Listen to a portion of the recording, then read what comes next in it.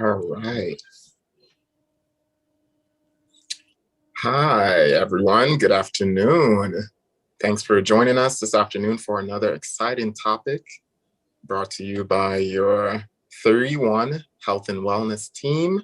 And good afternoon, everyone. Welcome. I'm Dr. Anthony Frame, and I have the honor of welcoming each and every one of you to our 31 Health and Wellness team once again. Last time we had an exciting topic concerning stress and stress management under the main topic of relax, relate, and rejuvenate. And, going through all those steps on stress and how it affects us physically, mentally, emotionally, brings us to what we have today, which is conflict. Chris Gilbert is going to go through and we'll have a good discussion concerning conflict and exactly the tools we can use to overcome conflict and make ourselves into better people. So without further ado, welcome. Let's get started. And it's great to have you. All right. Well, welcome everyone. We have about 45 minutes to spend this evening, and I would like to get as much information to you as possible. So we are talking this evening with Chris Gilbert, who is a professional mediator, facilitator, conflict coach, ombudsman, which is a representative or an advocate, and an educator. Wow, thank you, Marsha Gale. That's a lot of titles, but it all comes down to one thing. I am a hope provider. Because when people lose hope, that's when it's really bad and you're in trouble. So I try to make sure people have something to hang on to, which is hope. Our lives are just spiraling from all of the significant emotional events of this past year, present, and our uncertain futures. Conflict is nothing new. It's been around longer than we have. So in a short time together, I'm going to try and share some of the basics of conflict with you. All right. So this is our agenda this evening. We'll be talking about what is conflict. Really, Chris will be sharing with us what is conflict, responses to conflict, neuroscience of conflict, the brain on conflict, and managing conflict. So Chris, let's start with what conflict is. Yes, in every presentation and also in my classes that I teach, I ask the first thing I do is ask the question, just to see where everyone is. And I ask that you jot down what you think conflict is and how it resonates with you when you see or when you hear the word conflict. So I'm going to give you a few minutes to do that. Yep, you can drop in the chat what you think conflict is, and then we'll go from there.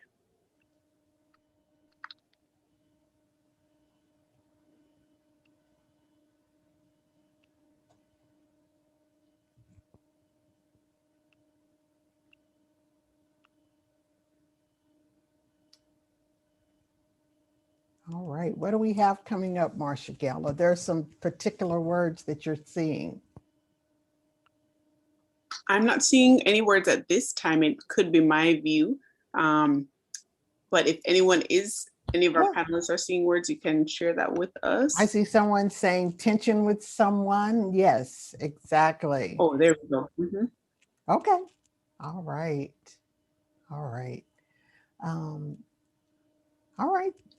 Well, in most cases, the words that I normally get or hear from people are mostly words that have a negative connotation. I get them all the time.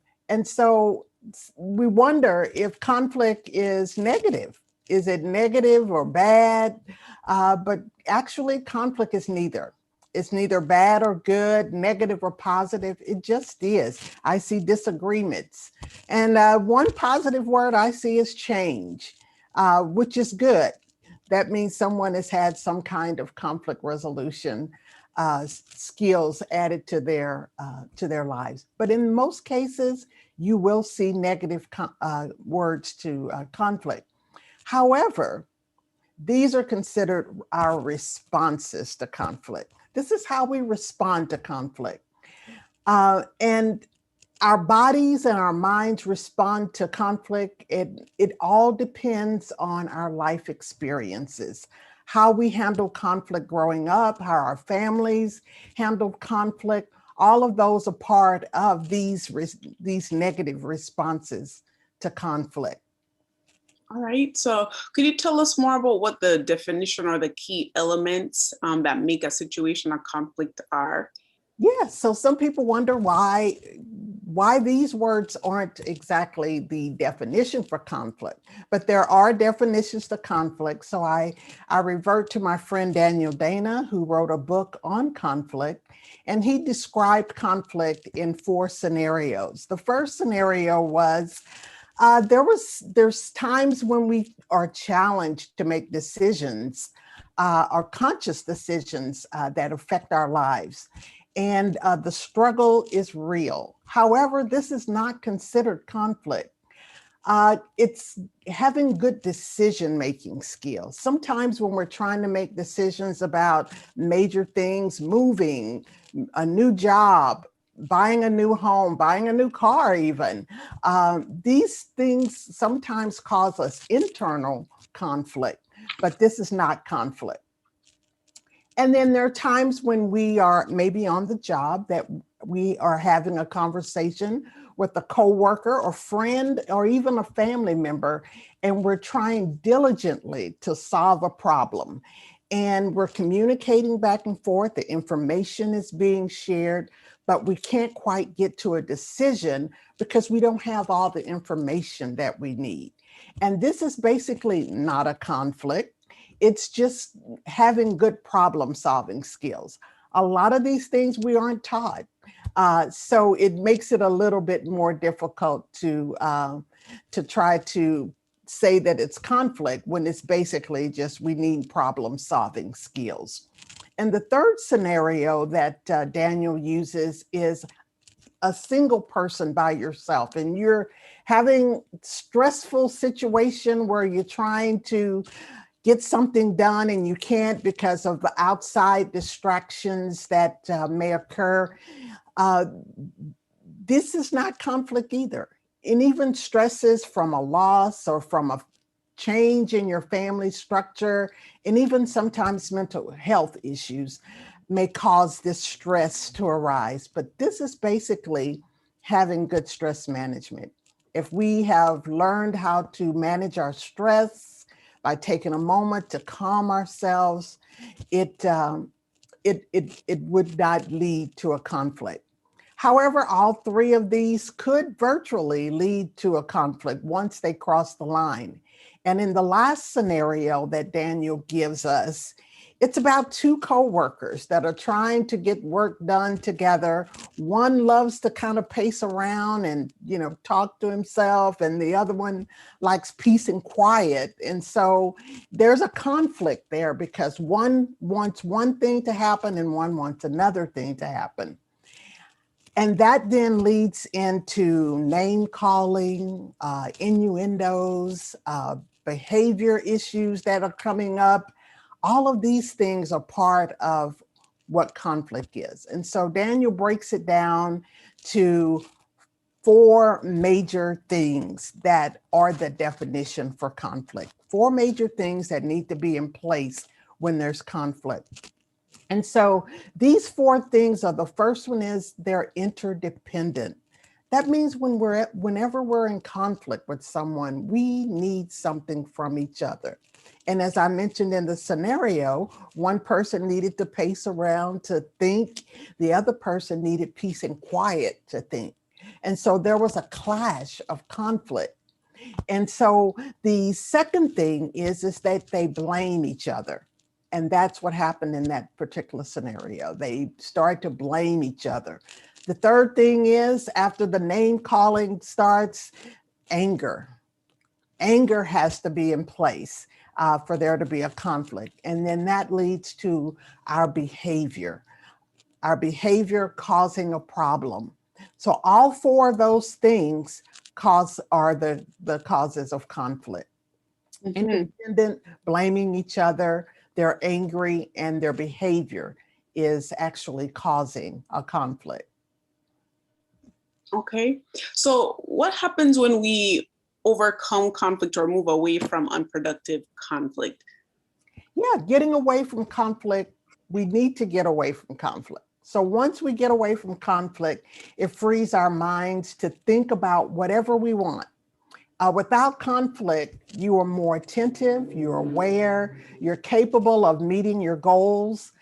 You can be compassionate towards others without having to vie for self-preservation. You can look at the world with wonderment and appetite for learning new things.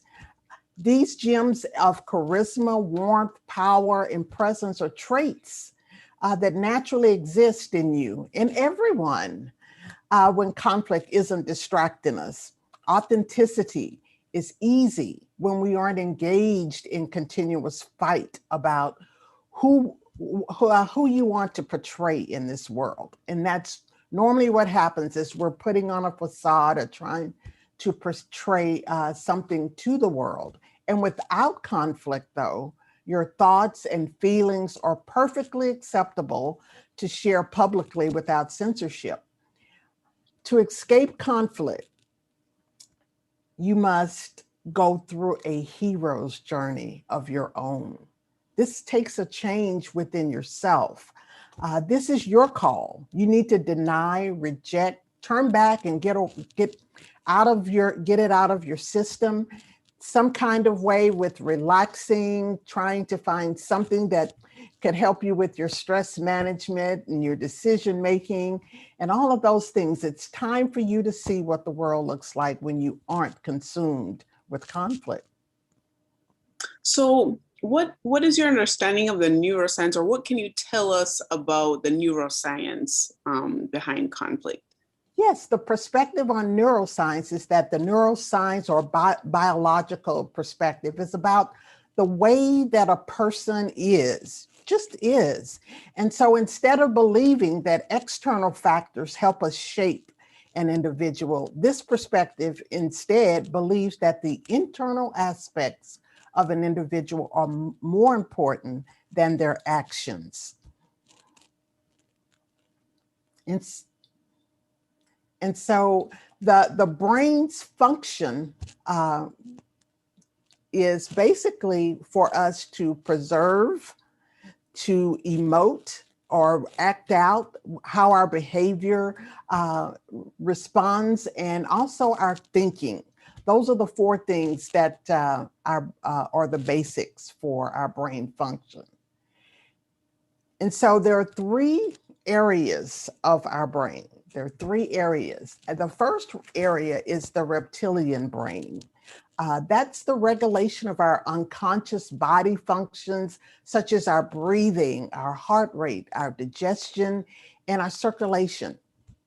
And it also is our behaviors that are related to this part of our brain are for self-preservation, our eating, defending our bodies, and also defending for our food source. And everybody knows that when we went into the pandemic last year, everybody was rushing to the grocery store and just cleaning off the shelves. That was that reptilian brain telling us we need to preserve as much as we possibly can to move on.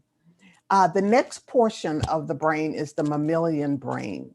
And it's involved with our consciousness, our thoughts, our memory, and our emotions, how we respond. And it also triggers our fight, flight, and freeze responses. And it's also involved with our social connections, how we connect with people. And then that third portion is the neocortex. And what's involved in the neocortex is our sensory perception, our motor commands, our spatial reasoning, and also our language. It also involves our conscious thought, including conscious interpretation of our emotional state.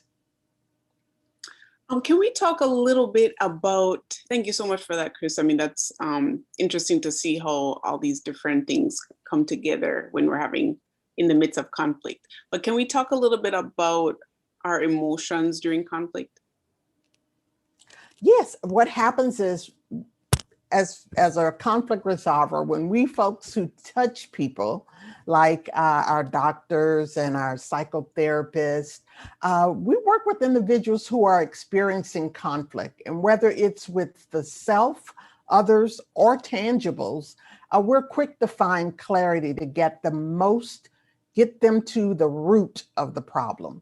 And so the psychology of people is such that emotions will be impacted almost instantaneously. Emotions sit at the surface and appear first, specifically when a fight or flight conflict arises. The reaction in our brain resides in the amygdala, located near the hippocampus of the frontal temporal lobe in the brain. And so at the initial moment of conflict, our brain cortisol levels release instantaneously, causing us to overreact in 0 to 60 seconds. And so anger builds up quickly while blood rushes to our brains. And how many of you can feel blood rising in your body and feel that hot anger? When we're in conflict, it's mostly all in our physical bodies. It's, we feel the sweaty hands, the palpitation of our hearts. All of those things are happening at that time. And so these are the physiological reactions when an individual is experiencing conflict. The reaction happens so quickly that the brain becomes stressed. And when the brain is under stress, stress can last longer in us than expected, and it impacts the hippocampus, reducing our cognition, resulting in brain fog. And in brain fog, it refers to the inability to think rationally and usually occurs when we're in conflict. Over time, anger, stress, and other negative emotions, if not dealt with, will impact the ability to learn and remember new information. Memory loss becomes a norm. So in times of conflict, why can't we always see eye to eye? Because we're all in our emotion. We're not thinking about how to resolve a conflict. And so as a conflict resolver, that is part of my job, is to get people out of that emotional state and into cognition. And the way I do that is I ask a question. What's going on with you right now? How does that make you feel? Because I want them to feel the emotions. I want them to get the emotions out, but then they have to actually think about what's going on with them.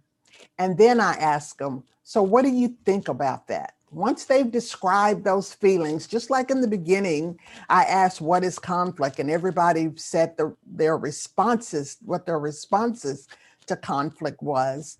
I try to get them to now that you know how you're feeling, why are you feeling that way? And so once they get into cognition, they start thinking about ways of managing or changing or addressing the conflict. Mm-hmm.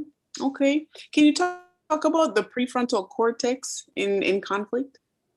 Yes, the prefrontal cortex, for all its sophistication, is not always right. It will consider input from many other areas of the brain and pull it into that coherent understanding. And that's what happens with the question. However, if there's not sufficient information, it will use what it has and drag in other material. And you will not always know what it drags in.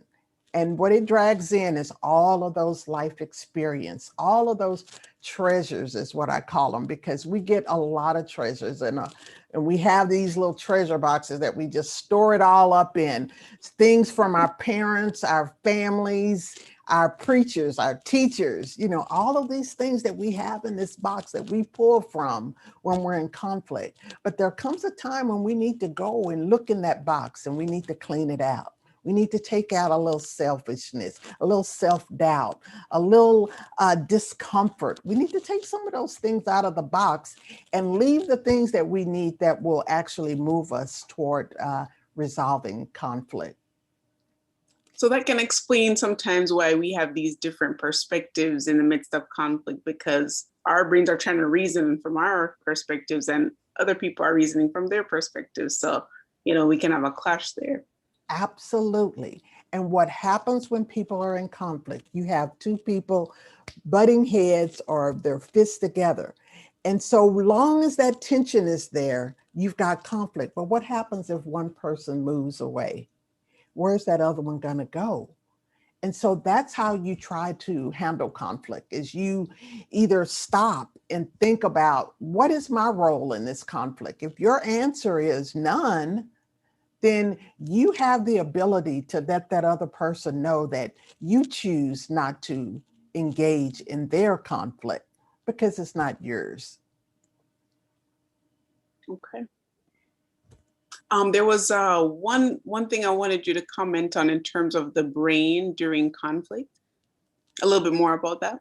About the what? The brain? Okay. The brain. Mm-hmm. Conflict is, it was around long before the neocortex was developed. And what happens is, back in our prehistoric days, if something came at you and wanted to eat you, you wanted to try to get away from it as quickly as you possibly can. And so the brain had to work fast in order to survive and not be bogged down in careful analysis of a lot of novel information. So the process had to be pre-conscious and fast, and I'm talking really fast.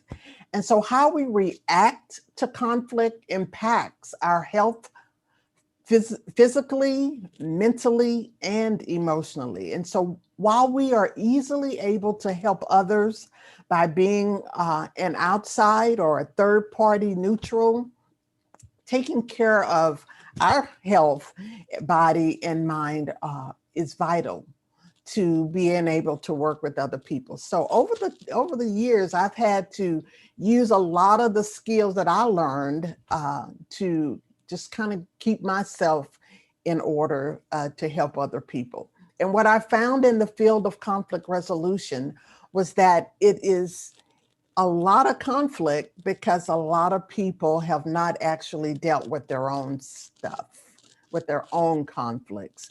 And so once a conflict resolver or any health professional decides to take care of themselves, then they're able to better help other people. And how do we typically react to conflict? Because we see the reactions. We definitely know what that looks like. Well, can you talk a little bit more about that? Yes. As an organizational health specialist or an individual who works with people, it's difficult to sometimes take time to relate to people and find the root cause of the problem. But understanding how our brain is impacted during conflict is vital in helping people find their path to conflict resolution. There's two pathways to a reaction that occur in the amygdala: confront the entity, which is the fight, or to just shut down, which is the flight. And so the reaction is rapid initially, and we become startled immediately. It is only afterward that we digest the event. Recently, research has discovered that the message received in the thalamus is transferred directly to the amygdala without routing through the cortex, causing a rapid reaction of our brain's natural system. And so the thalamus in our brain receives the emotional stimuli from a message. And when I say our emotions actually sit at the surface, they are received in the sensory thalamus. And so our reaction, the initial sting is felt, and the reaction results in the amygdala. The amygdala then is hijacked, forcing us to become disoriented or in a heated event. And then the heat of the conflict affects our neural pathways located in the prefrontal cortex, which shuts down immediately, depriving us from taking information in a coherent format. And while establishing a perception of what other individuals said and trapping ourselves in the I'm right, you're wrong mindset. That's definitely something I know we've all witnessed, that kind of I'm right, I'm wrong, and you're not able to really hear what someone's saying to reason. Okay, wait, let me take a step back and really understand what's going on. So how can we try to manage our emotions during conflict? Because that's a big part of why we can't always hear what someone else is saying. Absolutely. As I mentioned at the beginning in our introduction, my profession is surrounded by conflict and dispute resolution. And so I assist individuals in the workplace, in faith-based arenas, academic and community, with doing group facilitations, family conflicts. I help out through mediation, in facilitation and conflict coaching. And so you're welcome to reach out to our 3-1 Health and Wellness team for my contact information, but anyone on our team can assist. We have psychotherapists, we have physicians like yourself, and we have holistic doctors like Dr. Frank that could assist with those kinds of things. But in managing our conflict, it may not lead to having to reach out to any of these professions at the time, but just having that opportunity to take some time to understand what is pushing your buttons, what's causing that conflict to occur is important. And then calming ourselves to really start thinking about what are some ways to resolve the conflict. And so conflict management takes an effort on our part, and sometimes we must make a conscious decision. The greatest gift that we've all been given is the gift of choice. And so by taking a chance to make a choice to change is the first and most important step in the right direction. There's nothing wrong with seeking professional help to get you started in changing that negative response to conflict. Seeing a conflict coach is just as important as drinking your daily dose of water. Conflict coaching can help decipher emotions potentially caused by brain fog or underlying emotions that the turmoil has caused us in the conflict, and helping us actually get to the root of the issue. Everyday conflict on the job can result in undue stress on your mind, your body, creating an unhealthy atmosphere for you and your family and your coworkers. But don't lose your passion. Don't lose your passion for what you want to do. You're important to your success or to the success of your team and your family.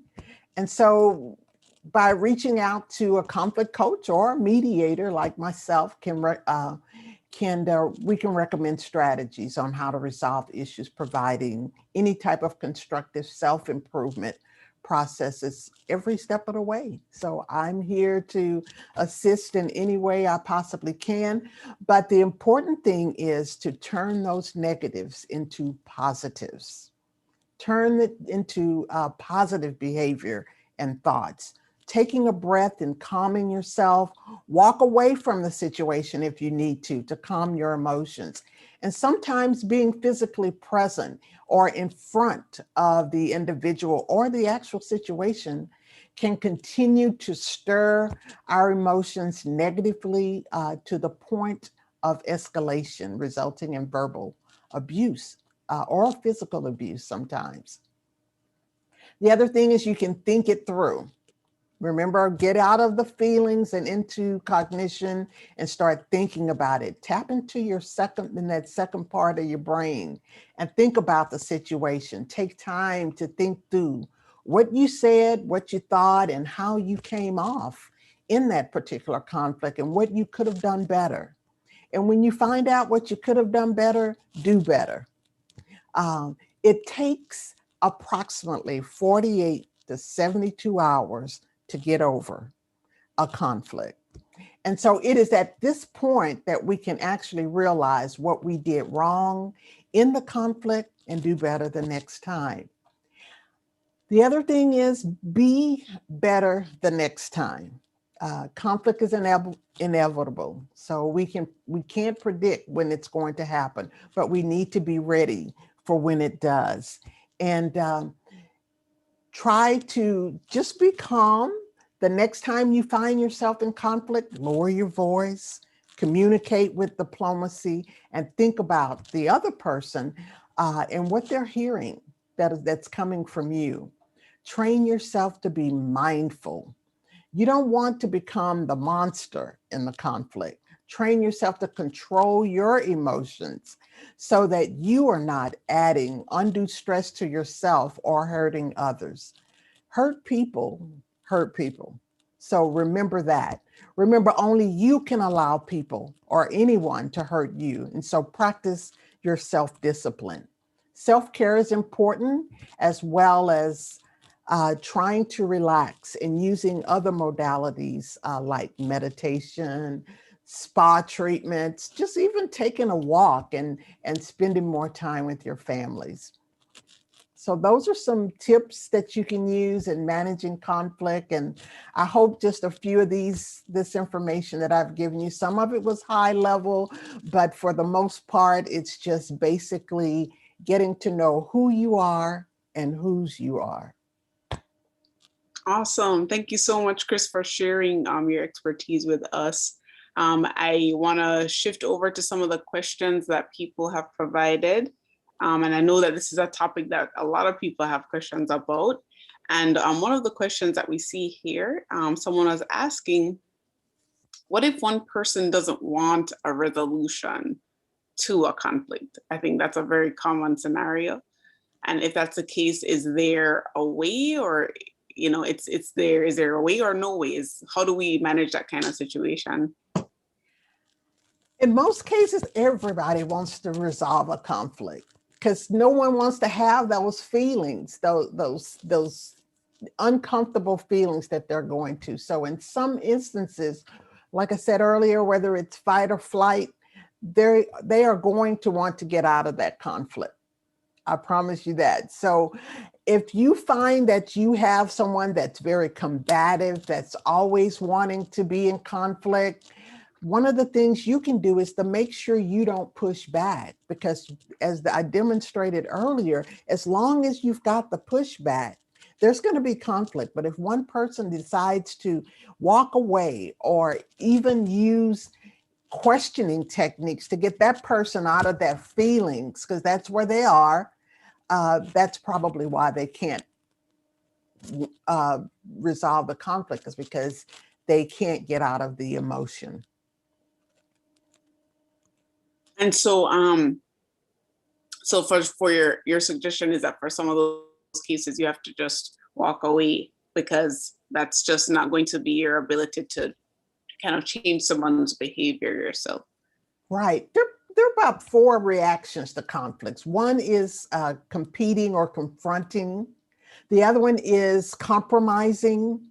The other one is avoiding conflict, and also being collaborative in conflict. And in most cases, when people are competing or confronting or avoiding conflict, it's all about themselves. It's all about how that conflict is making me feel. I got to fight back or I got to walk away. But if you're compromising, you're saying, okay, I see your point of view, but here's my point of view. Let's decide which one works best for us. The other one is collaborating. Let's talk about what are some options that we can use to resolve this conflict.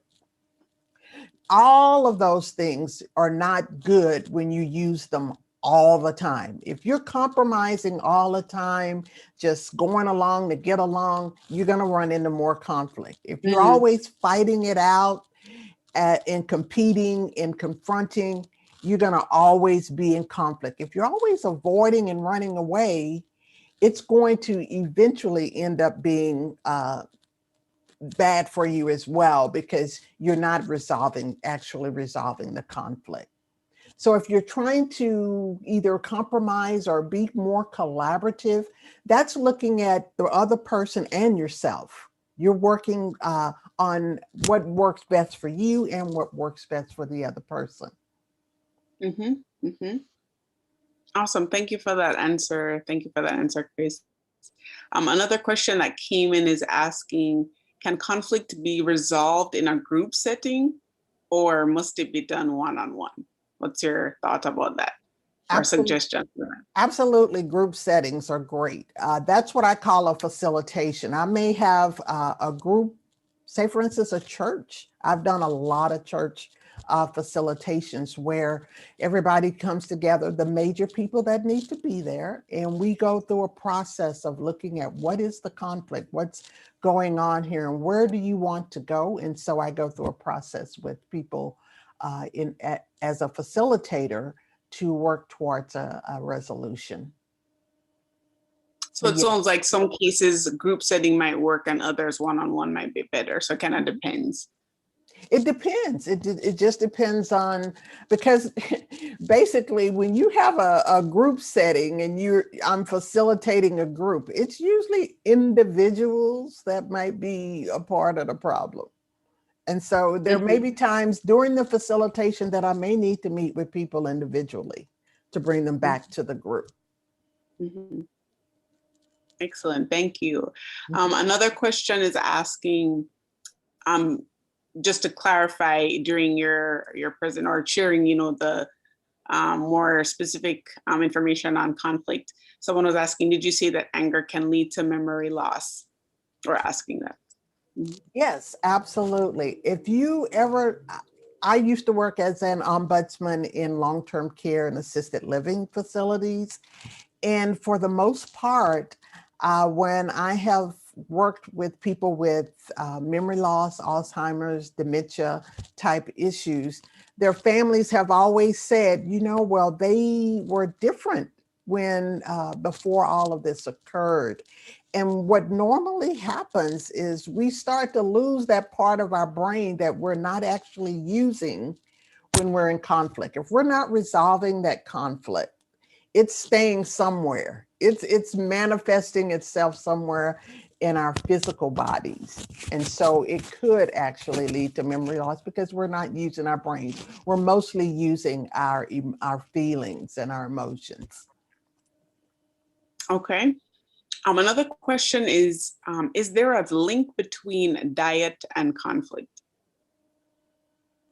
Yes, because if you're not maintaining a good diet, it could cause that brain fog as well. So I think being healthy, taking walks, eating right, eating your fruits and your vegetables in a balance will help keep the brain open and ready to maybe think about managing conflict a little bit better. Mm-hmm.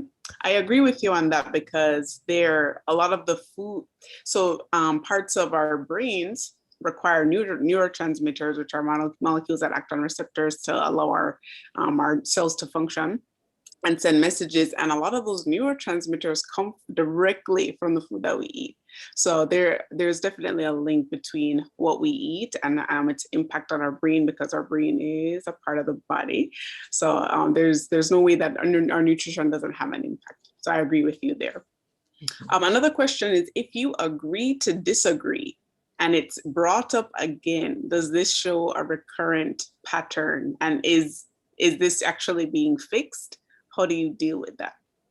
That's a statement that's quite often used in the field of conflict resolution. Let's just agree to disagree. Well, that means that you're avoiding the conflict. You're totally avoiding it. And again, avoiding is not a bad thing if the conflict doesn't need to be resolved immediately. If you need to take some time to think about how you would like to resolve that conflict, it's time to avoid it and walk on. And also with competing and confronting, it's not bad unless you use it all the time. If something needs to be resolved quickly, immediately, then you need to compete. You need to confront it. You need to work on what is the answer to this question. What is the answer to this situation that is occurring? So agreeing to disagree is just the form of avoiding the conflict. Okay. And what you were saying, there are different ways that it can be handled. What would you say, this is my question, what would you say would be a good place to start in terms of language? So let's say there's an issue and people got really upset and that issue hasn't been resolved. What is even language that people can use to come back to engage in a conversation where they can try to resolve the conflict?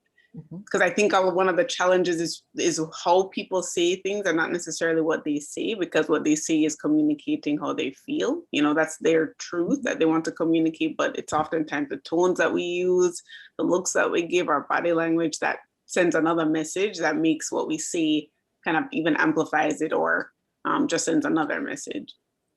Yes, positive language, as much positive language as you possibly can. And in the example that you just gave, I would just say, help me understand what's going on with you right now. Because that way they have to think about an answer. They have to think about what's going on with them. Because a lot of times we feel that we're in conflict, but it's not about us. It's about the other person. And symptoms are not always the cause. Symptoms are not always the cause of the conflict.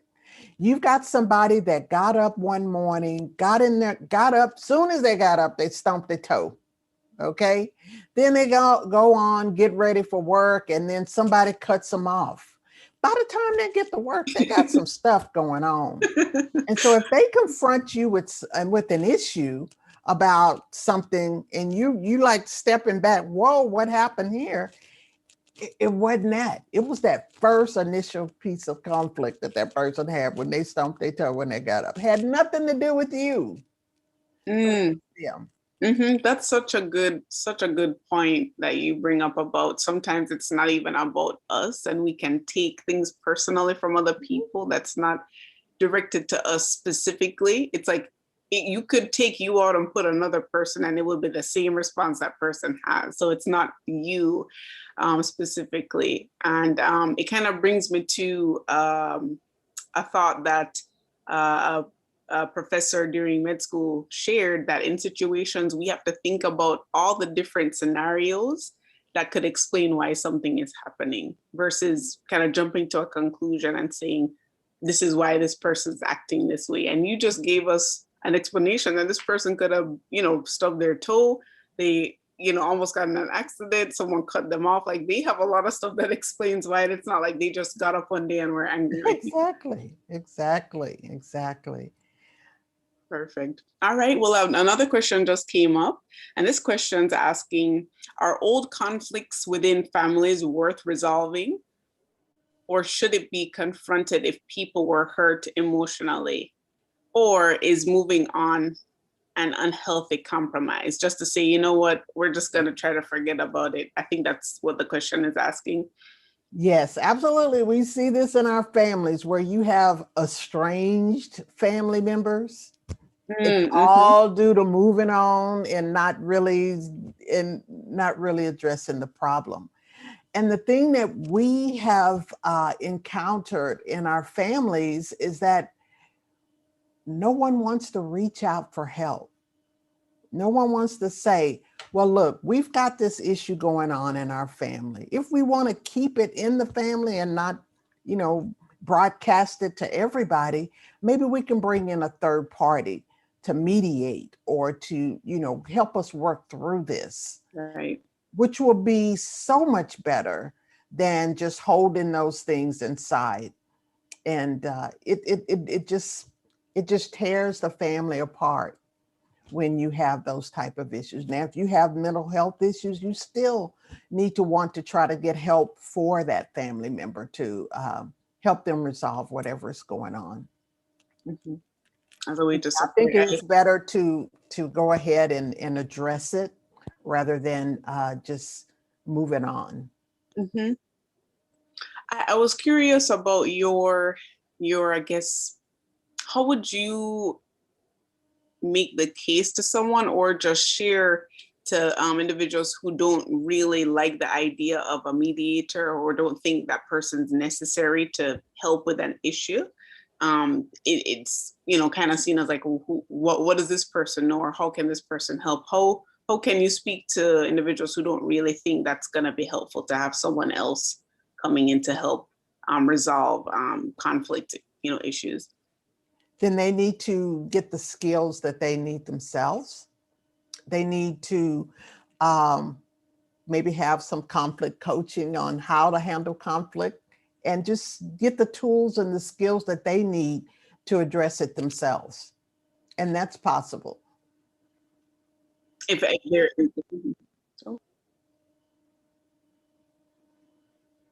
I thought I just heard.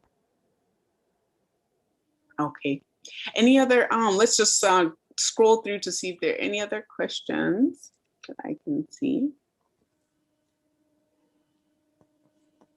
And actually, I do have another question that I just thought of. So so let's say that in a scenario, people have been hurt in a conflict and no one wants to be the first one to take that step. How do you advise family members or friends or whichever individuals who are in conflicts? How do you advise them to think about what actions they can take to try to improve the conflict? What's a way that they can think about, okay, yes, I am going to take this step to try to improve it, but that's a good thing, versus why do I have to be the one that always takes the step? That kind of view of no one wants to be the first one. So what do you see to that? Someone's got to speak up. Someone's got to be the first one to even want to address it.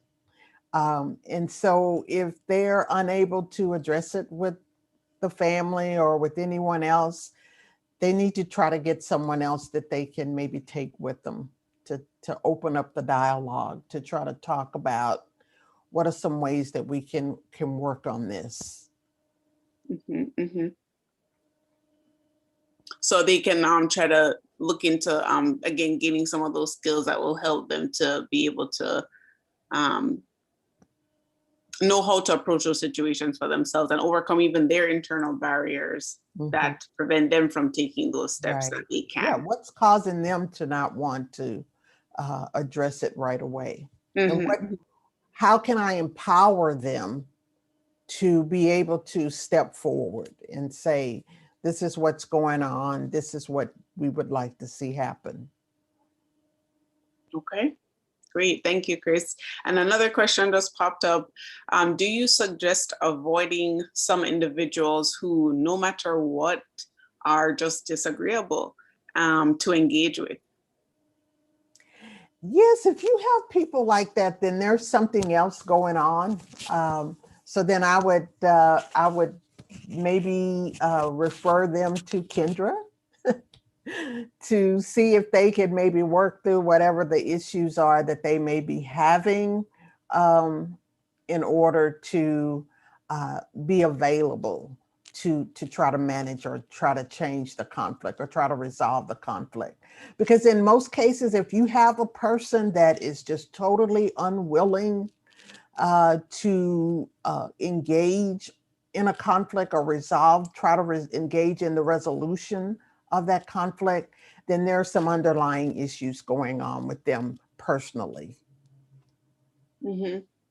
So I agree that when there are issues that need to be resolved internally, therapy is the best way to do that. Just like you have a cut physically, you have emotional cuts that need to be resolved, and you don't fix those by yourself if they're really deep. You know, if you have an abscess, you go to the emergency department, you get that taken care of, and it has to, you know, go through loads of pain to open it, but you'll heal on the other end of that. And I think of therapy as being that way for emotions too. The question I was just thinking of was, how do you respond to someone who says, well, I don't think I need help. I don't think I need help with therapy. I don't believe in that. I don't need to see anyone. Because that's one of the barriers, I think, to a lot of people being able to move to a place of healing, that their view of therapy is just, that's for people who are weak. That's for people who are crazy. That's for people who need help. I don't need any help. Well, I would just have to ask them the question. So what else would you like to see happen? How else do you think you're going to be able to resolve the conflict?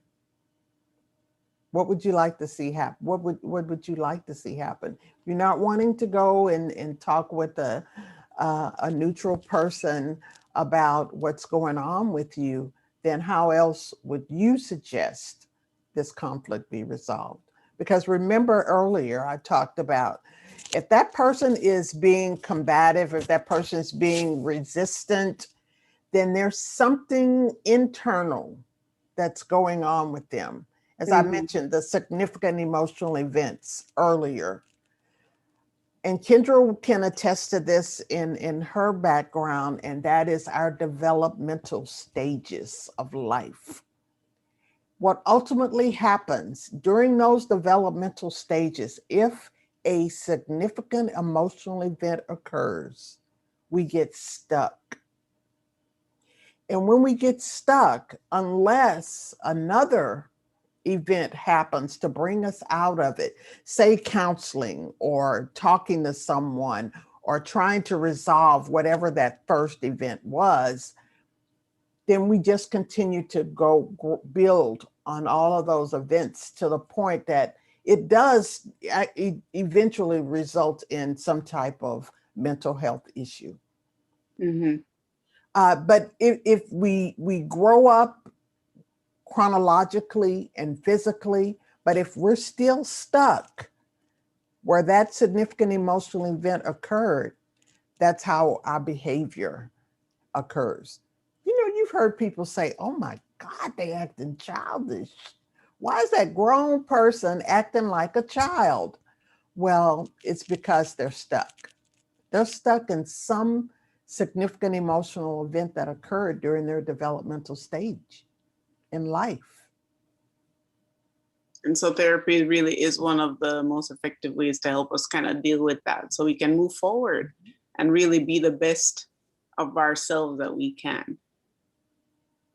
Perfect. So I have two more questions for you. One question is asking, how do you deal with conflict when a person is lying and when a person's lying, spreading lies? How do we know it's a lie? How do we know that they're actually lying? That's We a don't good know point. that. Somebody may tell you something that you may not be familiar with, that you may not be comfortable with, but how do you know it's a lie? And a lot of times what happens when we feel someone is lying, or if we get that gut reaction when someone says something to us or about us, that's when we need to get in cognition and ask ourselves, is there any truth in it? Because normally when it affects us physiologically, there's some truth in it. So we have to check ourselves. I know a lot of people may not be moviegoers, but there was a movie out and it had a line in it that says, you need to check yourself before you wreck yourself. And that's true. It happens. So we need to be really cognizant of what really is a lie and what and how is that person lying. And if you do feel that a person is lying or spreading lies, you need to bring that person together and say, help me understand why these words are being said or why these things are being said about me. If they can't answer it, then you shouldn't worry about it. You should know yourself better to say whatever they're saying is not true. And you don't have to justify it. You need let your own behavior and your own character speak for you. That's a great point right there. It's a good answer.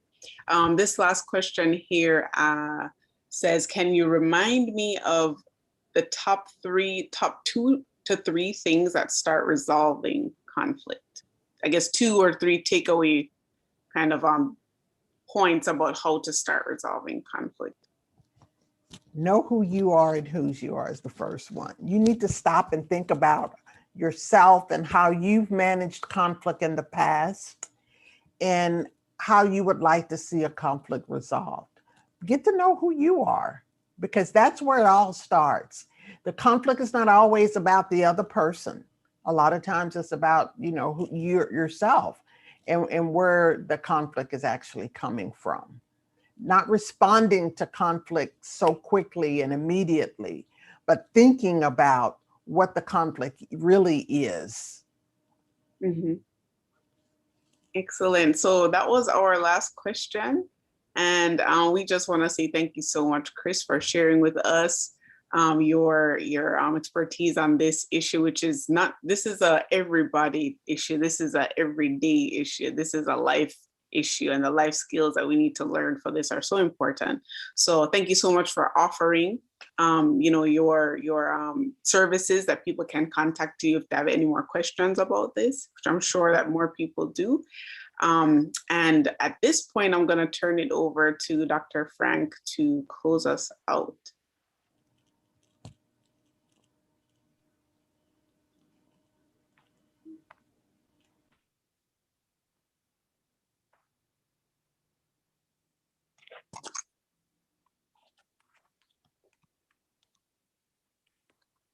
All right. Well, I will just I'll go ahead and close us out. It's been an awesome experience just being able to be a part of the health and wellness seminars. We really, really, really hope that you are all taking something away from this that is impacting your life for the better, and that you will be able to continue to grow in the upward direction, to become the best self that you can. All right. And that will be our ending. Thank you all so much for joining us. We'll see you next time.